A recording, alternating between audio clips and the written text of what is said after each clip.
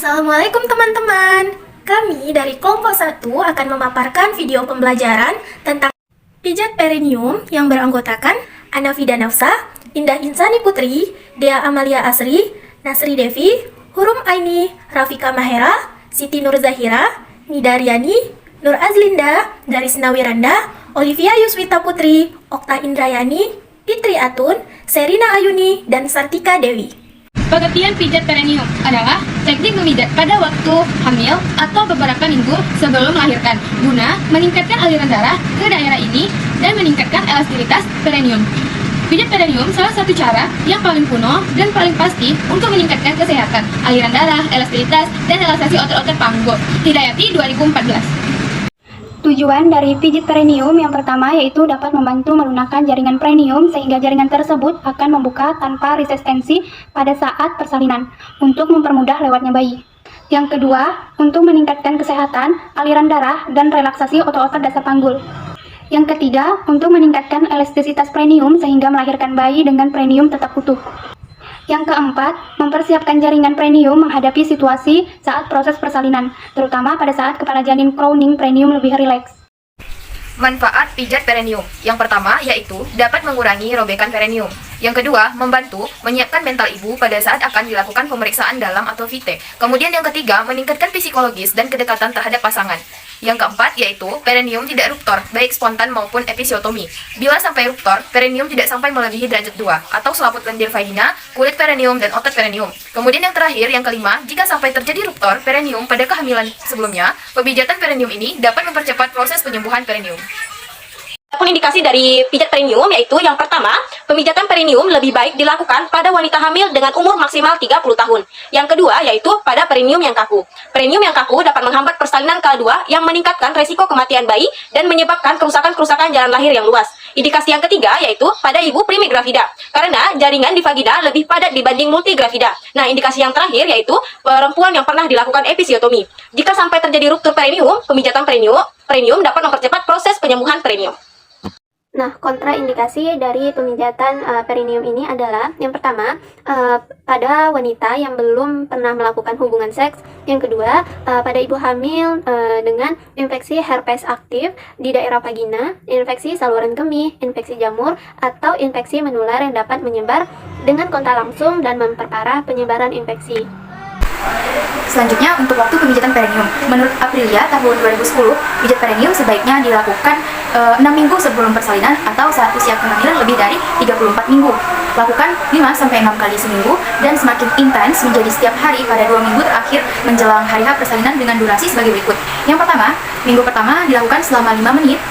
Yang kedua, seminggu menjelang persalinan dilakukan 5-10 menit dan berhenti saat ketuban pecah atau persalinan dimulai.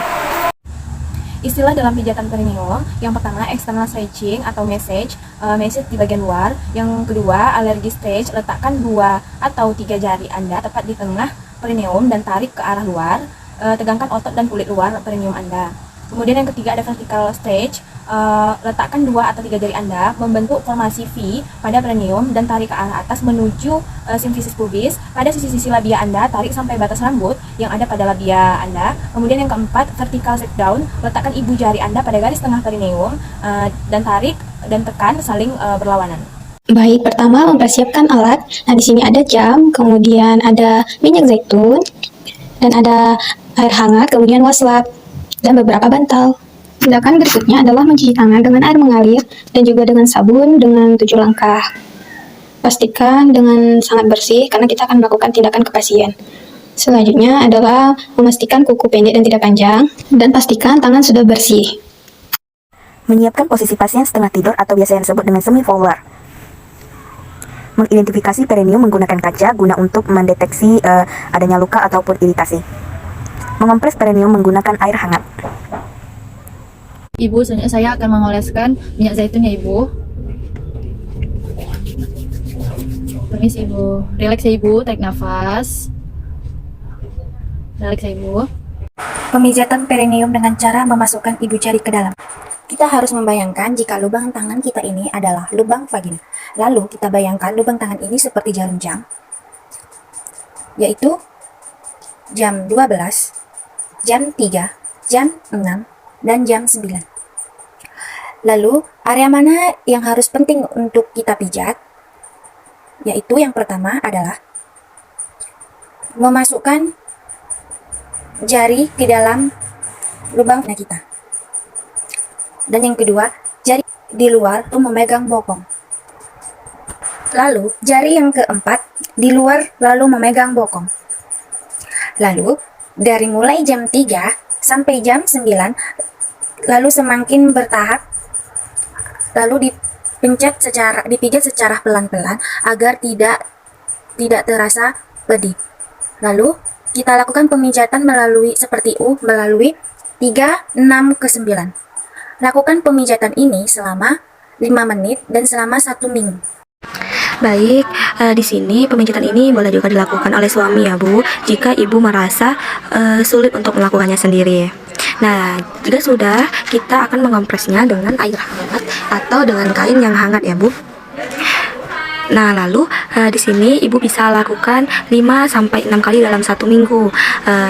Tapi jika kehamilan ibu semakin tua dan semakin dekat dengan persalinan, ibu bisa lakukan setiap hari. Semakin sering semakin lebih baik, supaya tidak ada robekan perineum dan dipermudah saat lahirannya. Apakah ibu mengerti? Baik, mungkin hanya yang dapat saya sampaikan. Semoga ibu dipermudah dalam lahiran, tidak ada kendala. Terima kasih ibu.